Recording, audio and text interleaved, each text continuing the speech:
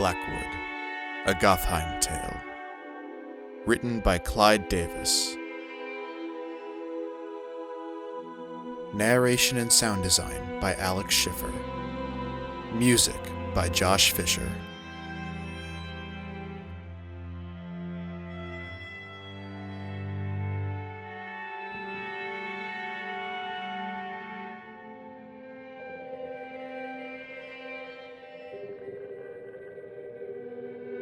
Episode 6, Into the Woods. The Inquisitor and the apprentice waited patiently for the witch to make her move. As the two men made their way through the fog and back towards the inn, Blackwood explained the details of his plan to lure the witch from its lair. And as he explained, he was sure the she-devil's hideaway was somewhere in the woods outside of Westgrave. Several nights had passed since the visitation on the first evening of Blackwood's arrival in Westgrave. There were no more apparitions or conjuring of shadows in the girl's room. The only things that remained constant, as a reminder of the witch's presence, was the ever-present fog that suffocated the village, and the unnatural sleep that still held Mary Shaw deep within its grasp. Blackwood's plan was simple. Each night, he would visit Mary Shaw where she lay, and perform a simple act of exorcism upon her, with the assistance of his inquisitorial coin.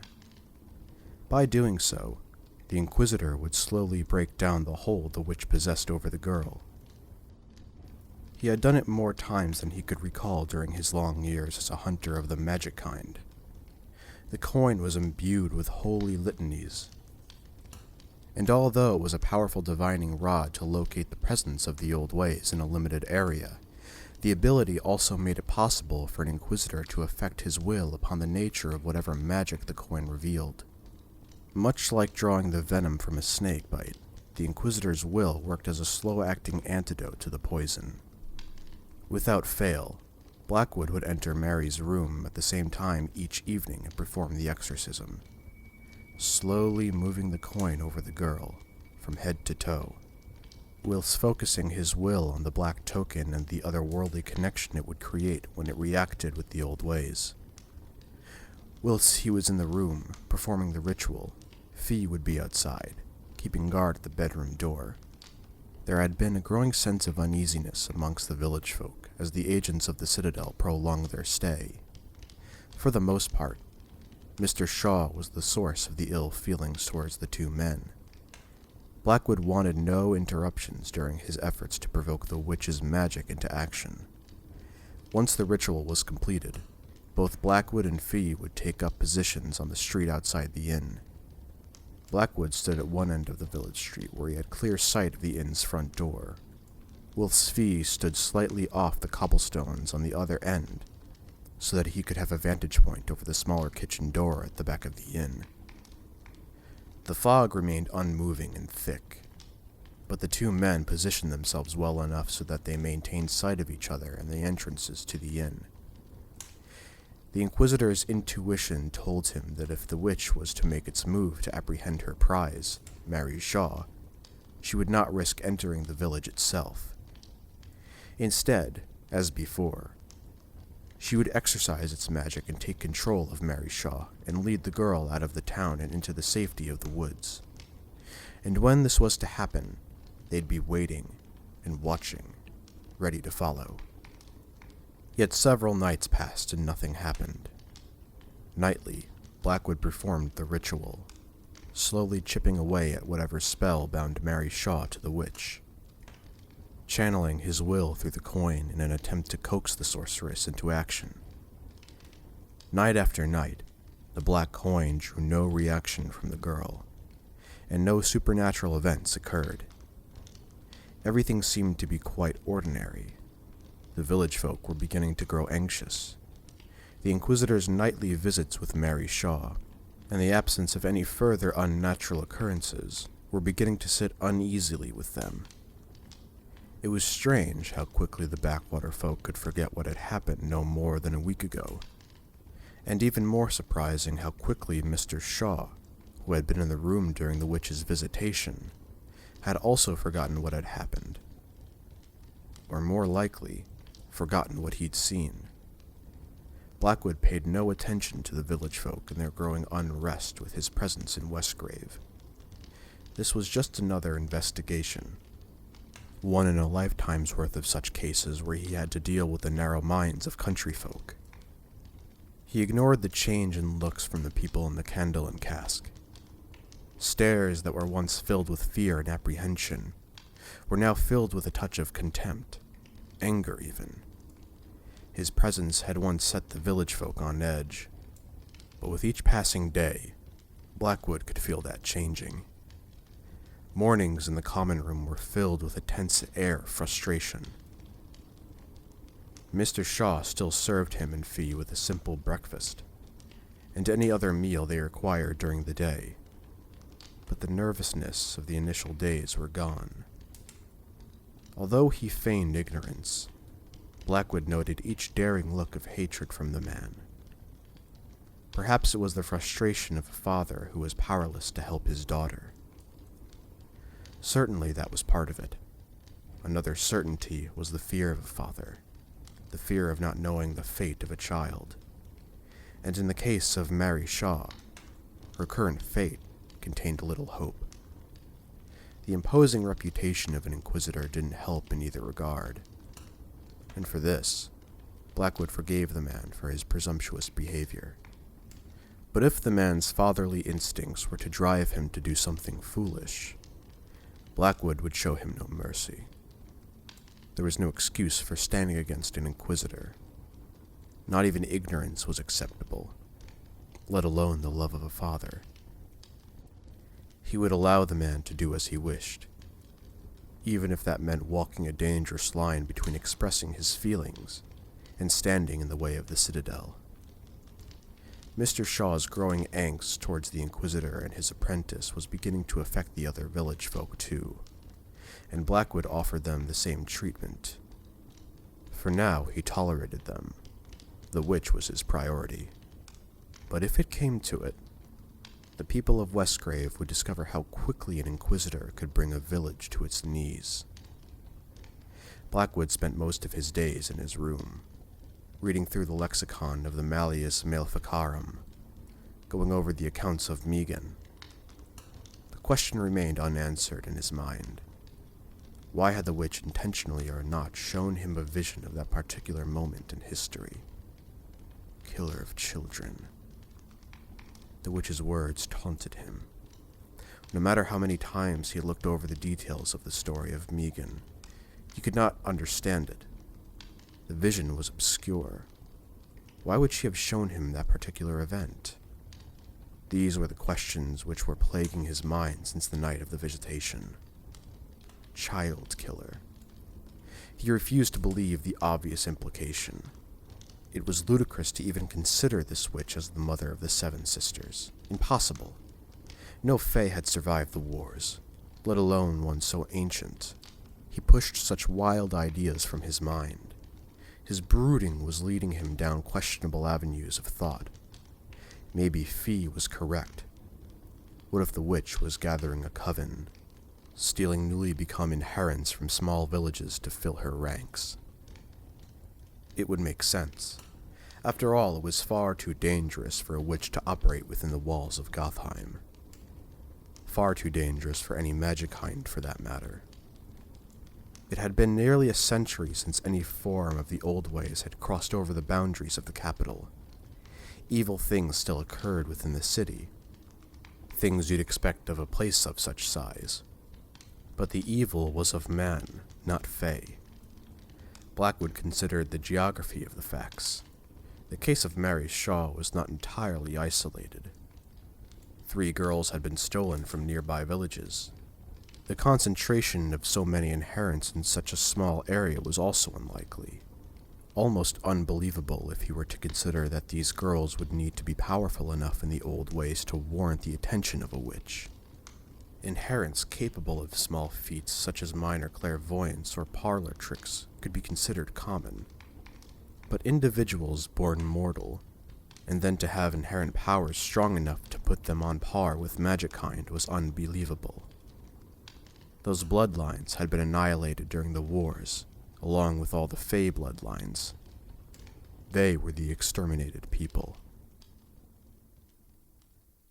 It was a quiet night, just like those preceding it, when Blackwood stood up from the table in his room and closed the lexicon. He stretched his legs and rubbed the fatigue from his eyes with the ball of his thumb. Distractedly, he placed the Malleus Maleficarum back into the worn leather bag, and then slipped it into the space between the bed and the small table standing alongside it. Outside his door, he could hear the sound of feet climbing the stairs. He followed the sound as they moved from the wooden floorboards to the landing of the soft-carpeted hallway. They came to a halt by his door. It was Fee, come to fetch him for the nightly ritual. Blackwood walked over to the door and took his coat from the hook. The shawl was already holstered in his belt, and the black coin in his trouser pocket. These two things rarely left his possession, especially during an investigation. He opened the door, and as he expected, Fee stood in the dark hallway. His face was soft and relaxed, but his eyes were tight with apprehension. The eventful nights of the past few days had brought a certain degree of ease to the apprentice, but as the two men moved to carry out Blackwood's plan each night, the nervousness and trepidation returned to the troubled young man's composure. Standing in the poor light of the hallway, Blackwood could see it in Fee's eyes. "Good," he thought. "I will need you at your best when the time comes." Even though nothing had happened since his first night in Westgrave, Blackwood was certain it was only a matter of time before something did. The Inquisitor left Fee outside the door of Mary Shaw's bedroom. He was armed with a long knife, concealed in his coat, and a revolver holstered on his belt, the latter only to be used in the most dire of situations. The apprentice's back was the last thing Blackwood saw as he closed the door in its frame, its lock clicking softly into place. He turned and surveyed the room. Nothing had changed since the night before, or the day after the first visitation for that matter. Blackwood had given strict instruction that nothing was to be removed or changed in the room. A bowl of water upon the sitting chair in the corner closet to the window caught his eye. A linen cloth hung over the bowl's lip. The girl's mother must have forgotten to remove it after washing Mary. Blackwood sucked on his teeth with frustration. Village folk could be so trying at times. Apart from the bowl, everything else in the room looked in order. Mary Shaw lay in the same spot, the bedsheet pulled up to her chest, her arms neatly placed to her sides. Her hair was combed in the way he had come to expect, straight down with a side parting. The wounds on her shoulders, those made by the witch's ragged nails, had healed to mere bruises against her fair skin. Even the cuts at the corners of her mouth had nearly disappeared. She seemed peaceful in the grip of that unnatural sleep. Blackwood walked across the room and came to a halt at the foot of the bed. The room was still as warm as the first time he had entered it. The mounds of candles still burnt with the flicker of dozens of flames. A fire cracked in the hearth. The heat from those sources would do little to help the girl. This Blackwood knew. As long as she remained under the influence of the enchantment, her body would not age. It would not change. In fact, it would remain immune to the elements of the natural world. He let the Shaws keep the candles lit and the fire in the hearth burning. Not out of sympathy, but because fire was the one thing in the natural world most sensitive to the coming of the old ways. Or as the alchemists of the Citadel would put it, the manifestation of magic. Blackwood glanced at the dance of the candles, and the crackling fire, and all seemed to be as it should. He slipped his hand into the trouser pocket that contained the formidable black coin. It was cold against the touch of his skin. With the tip of his finger, Blackwood traced the pressing of the Inquisition's sigil upon its surface. Let us try this again, he thought. He walked around the side of the bed, and stood over Mary as he had the first night in Westgrave, and every night thereafter. He pulled the coin in his pocket, and positioned it between his fingers, so that he could hold it over the girl like a ward. He then stretched out his arm until his coin hovered over her chest. The Inquisitor held the coin there for several long minutes. Nothing happened. There was no stirring in the girl or in the room.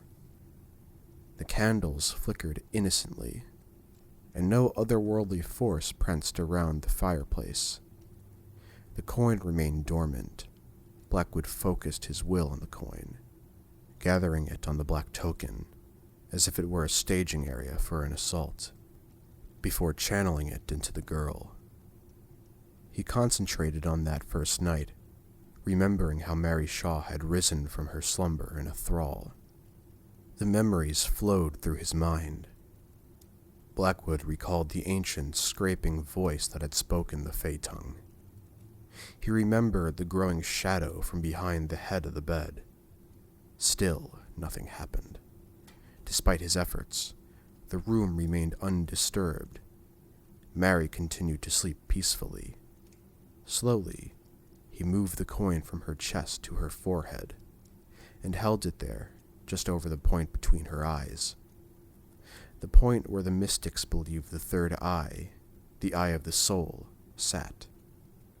Again, the Inquisitor channeled his will into the black coin, and then focused its power upon the girl. Just like before, he found no resistance. Mary Shaw remained unmoving and peaceful, and nothing in the room seemed to react or shift. Blackwood went deeper into his memories, and drew upon those of that place of nothingness, where there had only been the abyss and himself, and something else.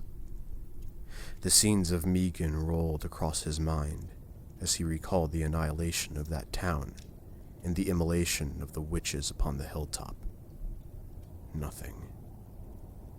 For a moment, he paused and thought of his approach.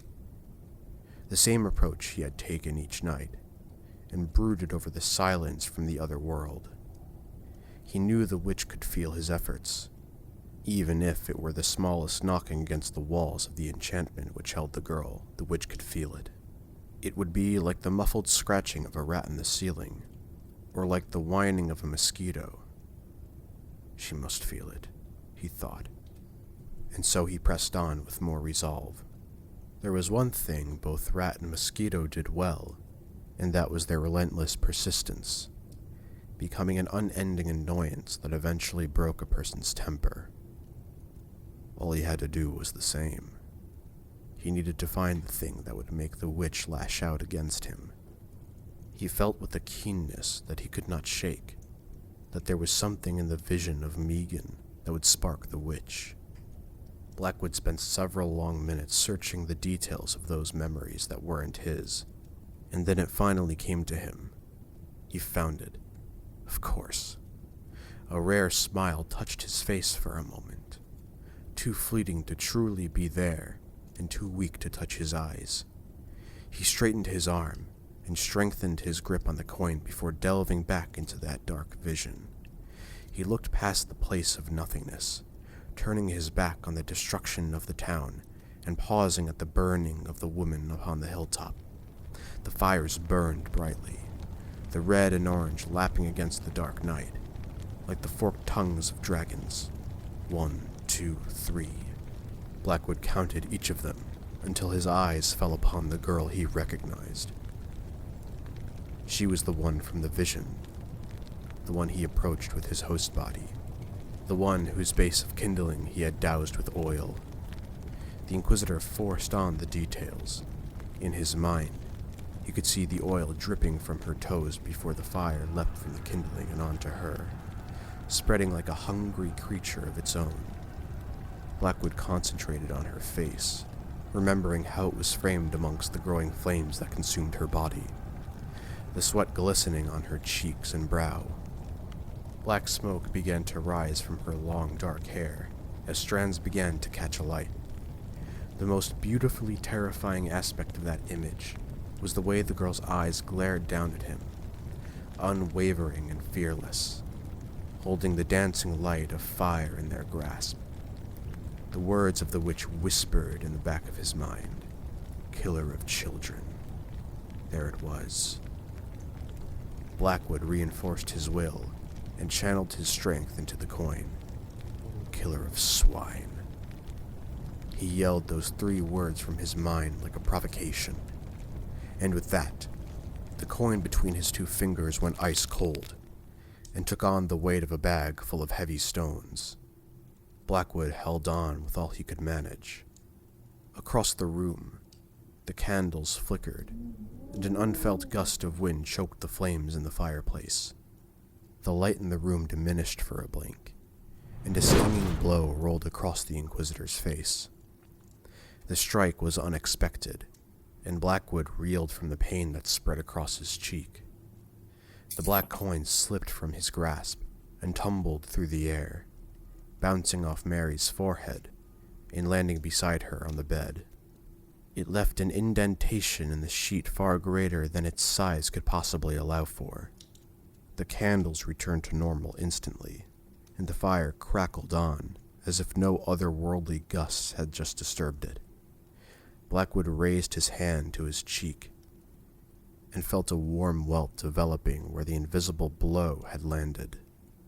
Despite the pain, he felt uplifted and savored the small victory. He had managed to coax the witch into action. He took the coin from the bed and put it back in his trouser pocket. Mary Shaw remained still, but the bruises along her shoulders suddenly seemed more pronounced against her white skin. The cut in the corners of her mouth had touched redder than before, and a fine film of perspiration had broken out along her brow.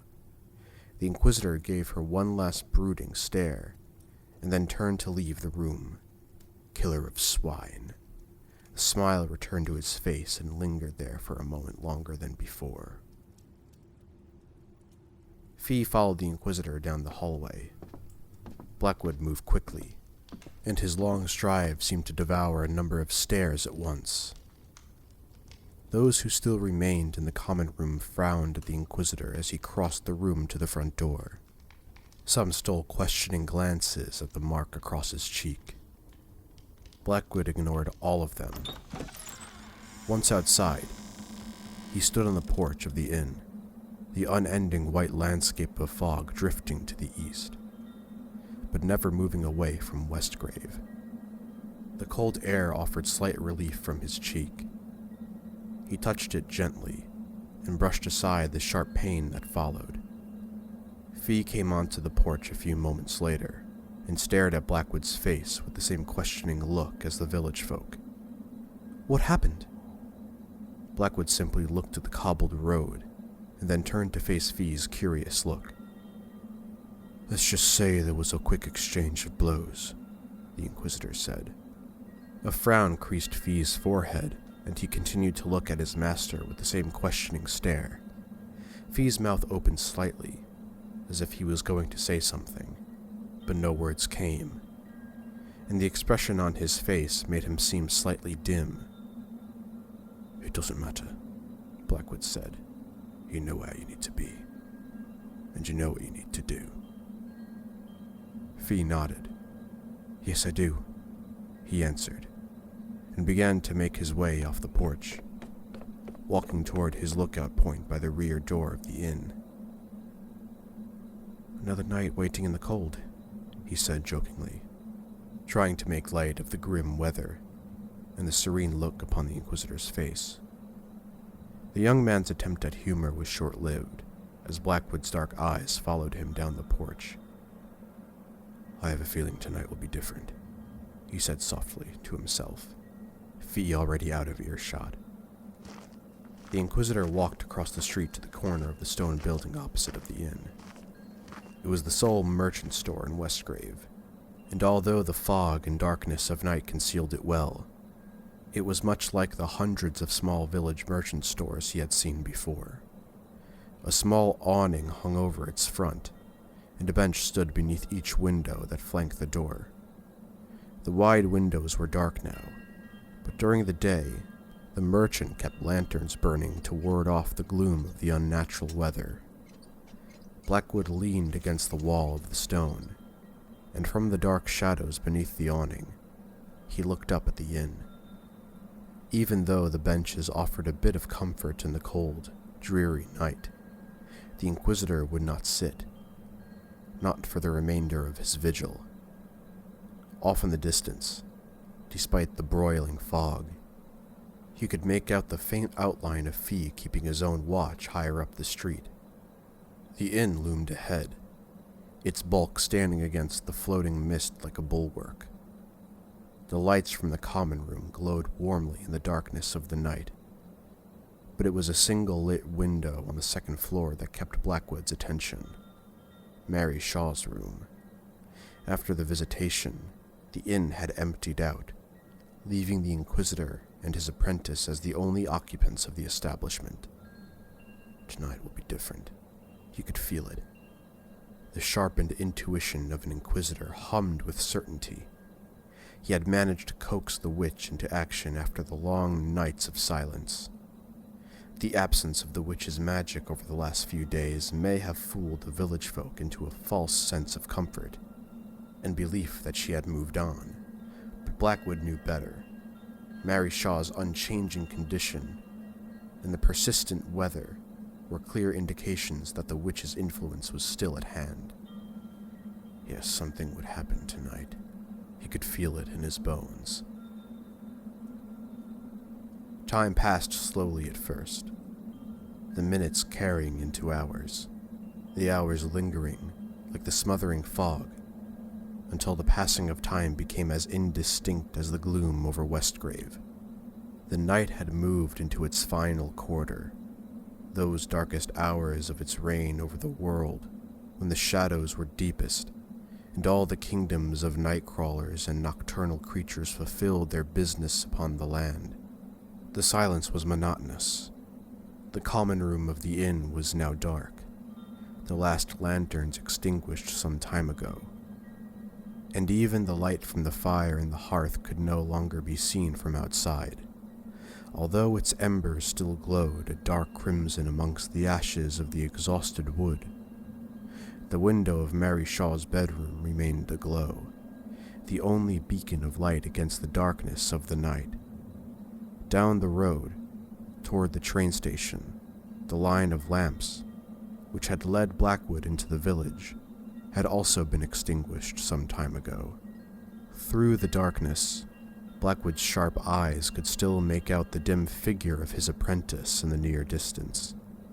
He commended the man's dedication and fortitude, despite his lacking in some important aspects of what would complete him as an Inquisitor. Yet Fee was young, and there was still time until he would have to take the rights of an Inquisitor. Once hardened, he would make a fine Inquisitor, Blackwood thought. Perhaps not the greatest, but well worth the title. Something shifted against the only light in the darkness, and the Inquisitor's eyes darted from the silhouette of his apprentice to the window of Mary Shaw's bedroom, with cat-like speed. A shadow, slim and upright, passed behind the drawn curtains. Mary, the Inquisitor straightened against the wall of the merchant store, the cold which had gathered in his muscles quickly falling away, and stepped to the edge of the deep shadow of the awning. Another shadow passed behind the curtain, trailing closely behind the first, with hands stretched out, as if guiding the former. As it passed before the window, it appeared bent and crooked against the light of the room. A shiver ran down the Inquisitor's back. Blackwood pursed his lips, and let out a short but sharp whistle. In the distance, Fee's silhouette shifted in the fog. Out in the darkness of the night, the Inquisitor's whistle was met by the loud, shrill call of a bird. Another shiver crawled down Blackwood's arms, his sense of danger heightening. No birds were awake at this dark hour. He remained still, not daring to move in case he jeopardized his place of hiding beneath the awning. The inn door creaked, but did not open. Blackwood's eyes burnt through the darkness and watched carefully, each second now seeming to stretch out. And it was in moments like this that he could imagine the predator's perception of time change as it moved into the final act of killing. The door moved outward and then swung back into position, the sound of wood against wood clanking through the silence. Finally, the door opened wide enough, and the slim, pale form of Mary Shaw appeared on the porch of the inn. She stood there for a short moment, as if taking in her surroundings, and then descended onto the cobbled street and began walking up towards the woods. Blackwood did not move as he watched the fog consume the girl from sight. Only once she was entirely hidden did he leap forward from below the awning and follow her up the street. Up ahead, you could see the shape of Fee move too, approaching from the side to meet him. The apprentice came up on his right shoulder, and even in the darkness, Blackwood could see the tension plastered on Fee's face. "Now the hunt begins," Blackwood whispered, and the young man forced a nervous smile. The two men followed from a safe distance, keeping pace with the girl just enough to keep the shape of her waif-like form in sight. The fog shifted on either side of them, and Blackwood allowed experience to take hold of him. He controlled the length of his strides so as not to let the growing heat of the hunt overcome him. Fee followed a step behind. "Stay close," the Inquisitor whispered over his shoulder. "There's no knowing what snares the witch has laid for us in this murk." Fee gave no answer, and the Inquisitor took that as a sign of the young man's understanding. Into the white they strode, trailing the girl, her bare feet making no sound on the cobbled street. The Inquisitor and apprentice walked as silently, carefully placing each step so as not to have a misplaced boot scratching against the stone beneath them. The girl walked in a daze, her back upright and her palms slightly turned open before her, as if she were approaching a doorway. The dark shapes of houses passed on either side of the street, the village of Westgrave caught deeply in the spell of the night. Darker shapes began to appear through the murk. Blackwood and Fee knew those obscure specters to be the tree line of the woods. Soon the gnarled and ominous keepers of that wooded land would appear through the fog, and the line between civilization and wilderness would be drawn. The fog began to darken, the otherworldly light changing into a dense smog as the shadow of the looming woods began to enforce itself. Unperturbated by the darkness, Mary Shaw walked into the haze and disappeared from sight. It was then that Blackwood knew she had passed over the dividing line and entered the woods that surrounded Westgrave. He hastened his lips, still careful not to make any unwatched sound that may draw the girl's attention to her rear, or worse, call the attention of any creatures under the domain of the witch to their presence. The Inquisitor paused at the edge of the woods, Fee coming up on his shoulder, the young man's breath a slight pant in the silence. It was nothing but nerves, but Blackwood could not risk even the slightest sound. "Steady yourself, Fee," he whispered in a voice that was barely audible. Before them, the wall of trees stretched into the gloom on either side. In the darkness of the night, the bulging trunks and twisted branches seemed more menacing. Deep shadows, blacker than the night, lurked between the canopy and the wood's harbingers seemed to challenge the men's resolve. Again, somewhere in the unknown depths of the night, the nocturnal cry of some bird disturbed the blanket of silence. In reply to the bird's call of doom, Blackwood reached behind him and withdrew the polished handle of the shar and held it, at the ready, at his side. He could feel the eyes of his apprentice upon the horrible weapon, and Blackwood turned to look at Fee from beneath the brim of his hat. "Stay close," he whispered again. "For into the darkness we now go, and what evil we find there, we will surely face head-on." With those words, Blackwood turned and took the first step over the dividing line into the woods. Fee unsheathed his long dagger with one hand and pulled the revolver out of his holster with the other. He took one deep breath and followed his master.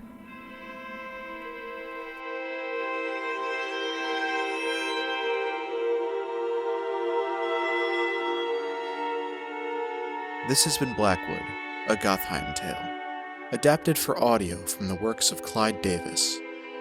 You can find the print version of this story on paperback through Amazon.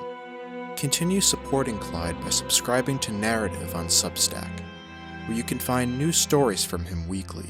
This podcast is narrated and sound designed by Alex Schiffer, with intro and outro music by Josh Fisher. Album art is done by Waldo Buckner, who you can find on Instagram. Thank you for listening, and join us next time for more Blackwood.